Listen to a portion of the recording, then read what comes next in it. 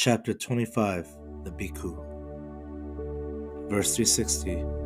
Good is restraint of eye and ear, of smell and taste. Verse 361. Good is restraint of action and of speech. Restraint of mind and of every sense is good. The Bhikkhu restrained in all things casts aside every care. Verse 362. Best amongst the temperate is he who is temperate in hand and foot and tongue, the man of inward joy and calm. Him I call the Bhikkhu. Verse 363. The Bhikkhu who is temperate and moderate in speech, not puffed up, but a wise preacher and interpreter. Sweet are his words. Verse 364. He who abides in the law and takes his pleasure therein, revolving it in his mind and pondering it. He is a Bhikkhu who falls not away from the law. Verse 365. Let him neither make much of his own gain, nor envy that of others. The Bhikkhu who envies others attains not the true meditation. Verse 366. Even the gods praise that Bhikkhu whose own gain is slight, yet who covets not the gain of other men, but lives pure and strenuous. Verse 367. He who clings not to selfhood and to existence, but mourns at the vanity of this fleeting world, he is called Bhikkhu. Verse 368. The Bhikkhu who lives kindly and trusts in Buddha's teaching, he approaches nirvana, the calm and blissful end of rebirth.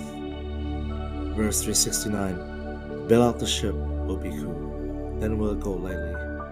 Cut the thongs of lust and hate, so wilt thou come to nirvana. Verse 370. Cut the 5 bonds, leave other 5, and take in their place 5 more. He who has got beyond the 5 evil states is said to have crossed the flood. Verse 371. Keep vigil, O Bhikkhu, be not slothful, let not your mind dally with delights. Suffer not the pangs of hell, and well not as the flames devour you, O day of woe. Verse 372. There is no meditation apart from wisdom. There is no wisdom apart from meditation. Those in whom wisdom and meditation meet are not far from nirvana. Verse 373. Divine pleasure is his who enters into solitude, the Bhikkhu who is calmed and sees the law with the seeing eye. Verse 374. Whenever he ponders the beginning and the end of the elements of being, he finds joy and bliss. Nectar it is to those who know. Verse 375. This is the beginning in my teaching for a wise Bhikkhu, self-mastery, contentment, and control by the precepts, to cultivate those who are noble, righteous, and zealous friends. Verse 376. To be hospitable and courteous, this is to be glad and to make an end of sorrow. Verse 377. As jasmine sheds its withered blossom so, O Bhikkhus, do you put away lust and hatred. Verse 378. He who is controlled in act, in speech, in thought, and altogether calmed, having purged away his worldliness, that Bhikkhu is called calm.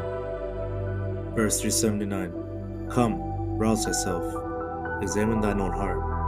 The Bhikkhu who is thus self-guarded and mindful will live in happiness. Verse 380. Each man is his own helper, each his own host. Therefore curb thyself as the merchant curbs a spirited horse. Verse 381.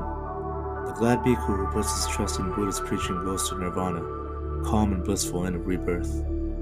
Verse 382. Let the young Bhikkhu apply himself to Buddha's preaching, so will he light up the world as the moon escaped from the clouds. These are the words of the Buddha.